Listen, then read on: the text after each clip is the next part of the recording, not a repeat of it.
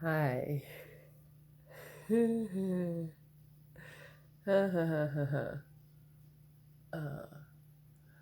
this is a very funny joke. This this life. Have you guys seen recently all the Monty Python references all over the media? Highly recommend watching Life of Brian and actually all the Monty Python material. Amazing stuff. Amazing stuff.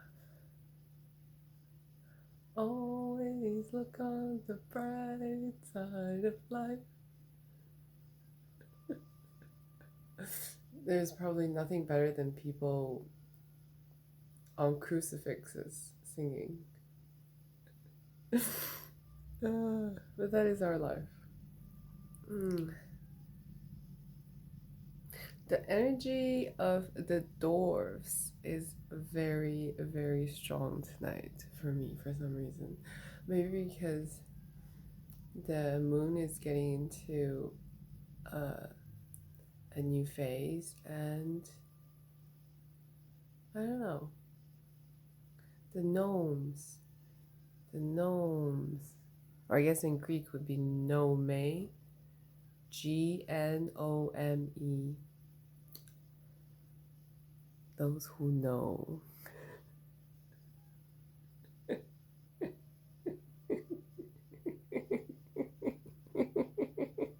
Actually, that root in NGO, NGON, these in like Chinese, Vietnamese stuff, it means like the farmer or the seer, the knower. It's like the same concept.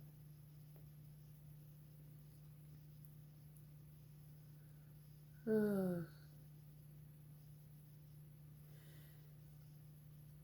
starting to have hope again. The new generations.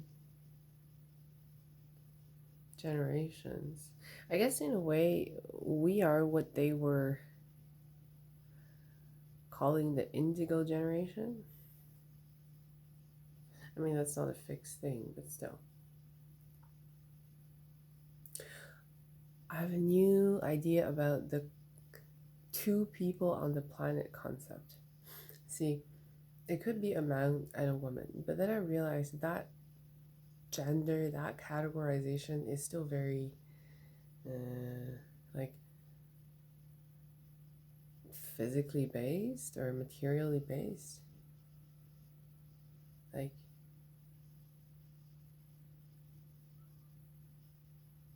you could see it like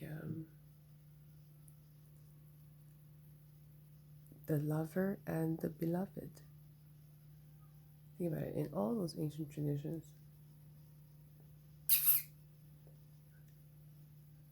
they talk about the sun being the lover, the earth being the beloved, the sky being the beloved, the moon being the lover, or whatever. There's many, many, many forms of this, or even there are both the lover and the beloved in the moon, or whatever. It's many different ways of looking at this, but it's to say that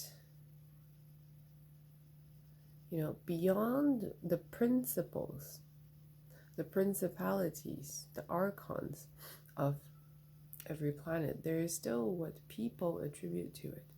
And I mean, if you read all the stuff, it's just not really possible but to get a feeling of what people are trying to convey with their folklore, with their literature, with their music, with their language itself, is this concept of the lover and the beloved.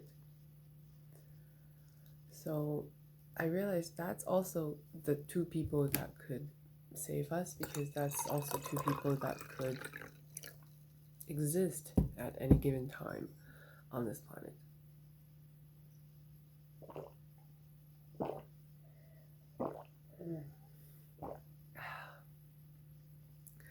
earth energy is strong, so I'm drinking a lot of water because Frank Herbert's Doom. A lot of literature and movie recommendations tonight, but it's how I feel. Frank Herbert's Doom. Go read it, go watch the films, and understand Aman Iman as the Saharans say. Water is life.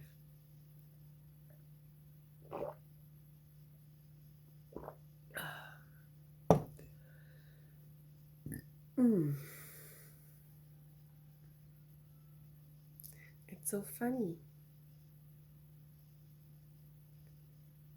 I was thinking about the depth of this generation, and then I thought it was really funny that so many of us don't have any tolerance for small talk.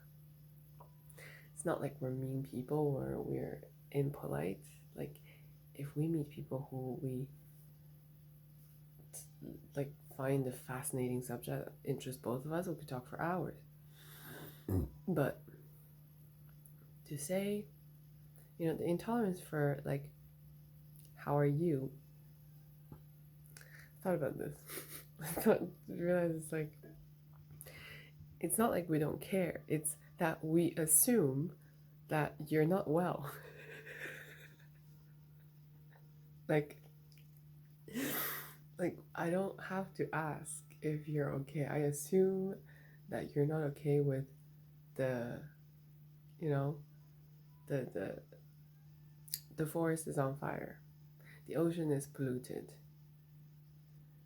you know, the economy is a mess, debt more than half or more than all of GDP, you know, of this planet, and children are being raped, and you know, there's poison in food. So I assume you're not okay. I don't have to ask. But it doesn't mean that we don't care. It's very different. To be able to have a sense of humor is just to say that there's no reason this can't also be fun. Ultimately, we're just beings. And I think this is something that Terence McKenna touched on, or actually most mystics would at some point. That this whole thing is supposed to be fun. It's supposed to be, you know, a shimmering, glimmering, simmering light show. It's not even a show, it's like you're in it. And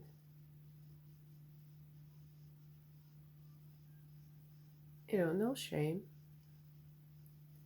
no jealousy, and no meanness. There is nothing in actual nature, life, natural law, the order of things that is causing pain. Ultimately, in a way, pain is an artificial construction. Now I'm going to offend everybody, but I'm going to say, because I wanted to say this for years.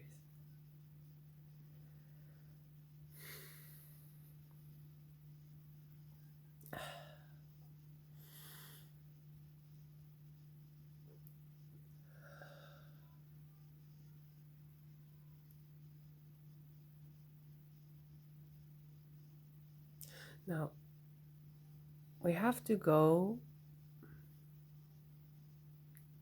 and find the man with the water jar and follow him into the next room. That's what we have to do. It's written. But I think in order to find that man, we have to follow the dwarf with the red beard. It's so funny. This is the funniest video I've ever done so far. And I'm having a great time. I'm actually really enjoying this week, this Mercury retrograde. because I've started to really go into my right brain. I talk about this many times, that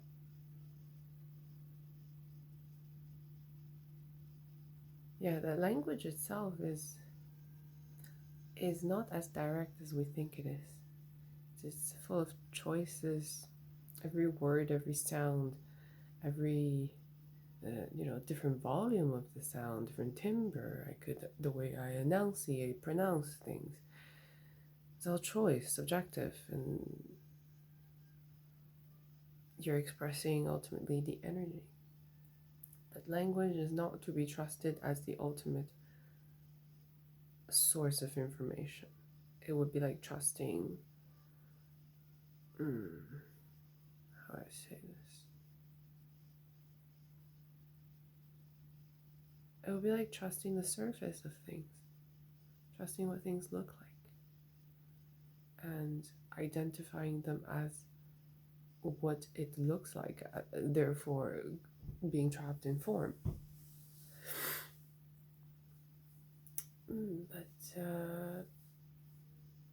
the gnome with the red beard, or the dwarf with the red beards, I'm using these two words interchangeably, as Tolkien did in Lord of the Rings. Actually, he used Nodor, Noldor,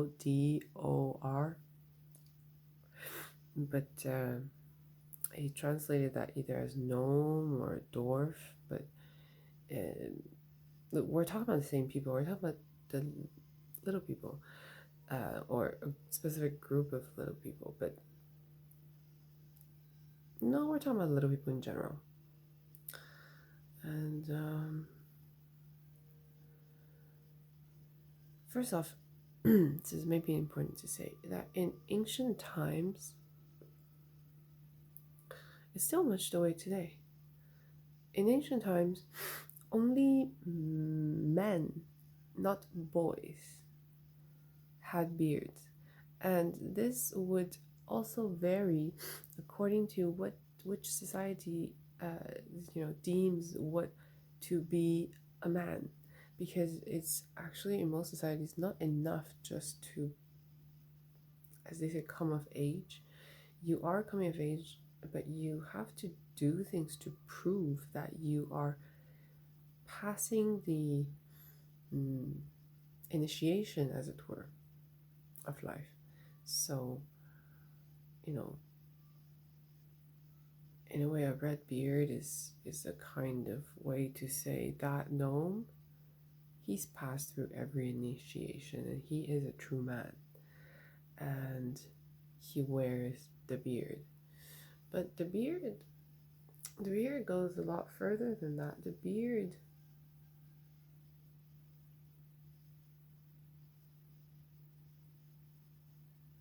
is a way to symbolize the way of seeing the vegetation on Earth. In a way, that's the beard metaphor.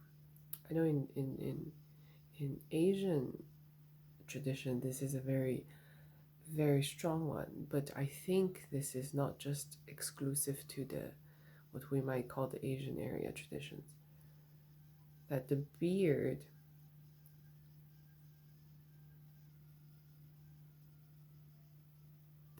of my family, or the beard of my kin,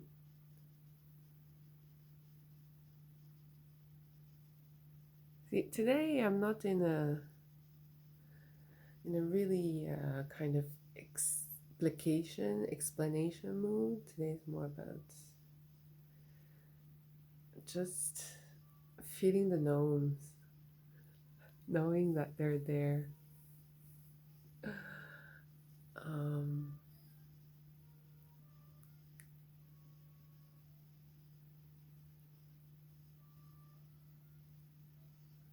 I put Miles Davis on.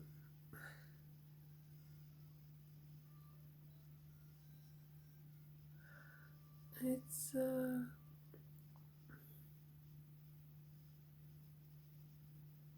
Mm.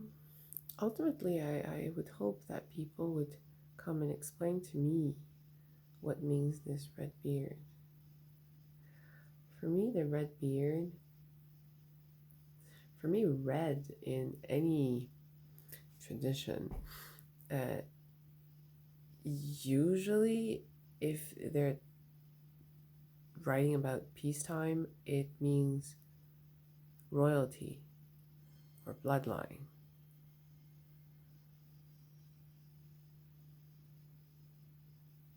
And in wartime, it usually means,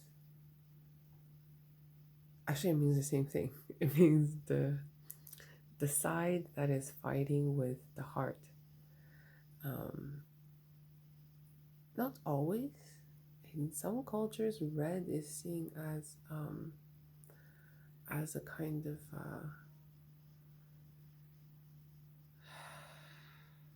darkness. Like,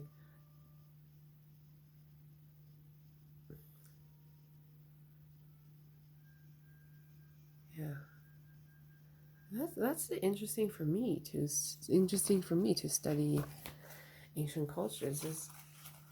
Is that symbol is not, like a pair of scissors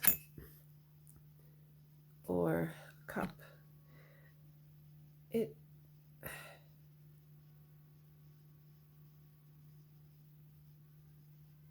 ultimately, the ways of interpreting it is not unique. And we often see this in ancient traditions of different people in anthropology, that this might be the same, but it to 30 different tribes of people will have 30 different stories. And that's the point I'm trying to make. It's not really a point, it's just fun to share. The story comes from us. We make the stories. We also make the cups, you know.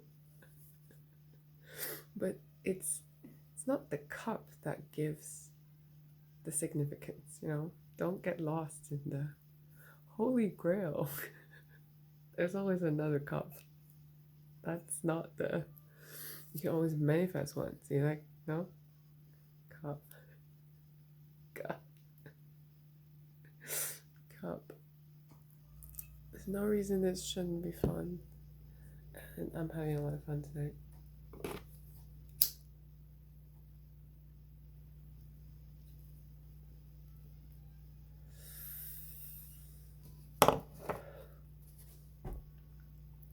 Have you guys ever thought that maybe it wasn't big giant people who move stones by hand that build the pyramids? Maybe it was the little people who were very skilled in the art of the pyramid. Have you guys ever thought that maybe the passages in the pyramids, those that are like super tiny, could actually be passed or like used by people who were very small? Although I have another theory about this, that those passages were not even built for people to pass through, but were built as like as they say, air shafts. But what is an air shaft, right? Think about this. A trumpet, a French horn. I play the French horn. I should probably bring it, but just imagine one. A clarinet, a flute. All those things we call wind or brass instruments, where you play by breathing into it. That has an air shaft, and that air shaft has to be very precisely built to a very mathematical degree. That's why those things are like brass but hammered and stuff. It's very precise. Now, why else would the pyramids be that precise in its construction and measurement when they say it's for a tomb of the emperor? And yeah, I've seen tombs of emperors in China. They're glorious and big and impressive, but no, not really. Not like this. This is something else. This is, as they say, the pyramids have you cannot put a piece of paper between two pieces of stone. You can only achieve that with vibration and sound. I suspect they even use sound as a mortar, which sounds super weird, but if you have a way, if you find the right vibration of, it's going into Tesla stuff now, of a particular stone, of granite or something, you could not only move them, you could actually reshape them. Now, I thought about this for a long time, but how come those areas, like in Cusco or, the pyramids, the really old pyramids around the world, they have,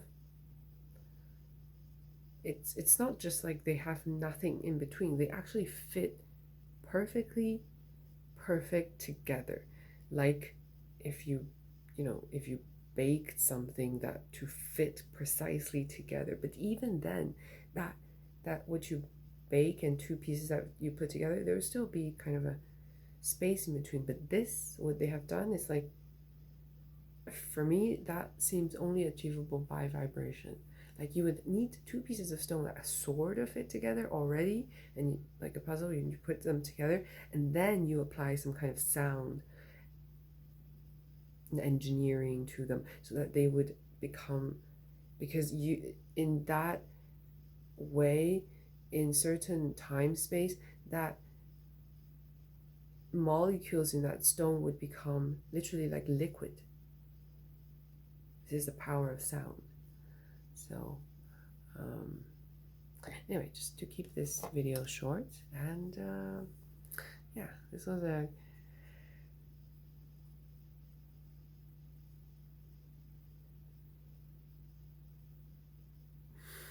they're always there. Nothing disappears without a trace. Nothing. Okay, peace out.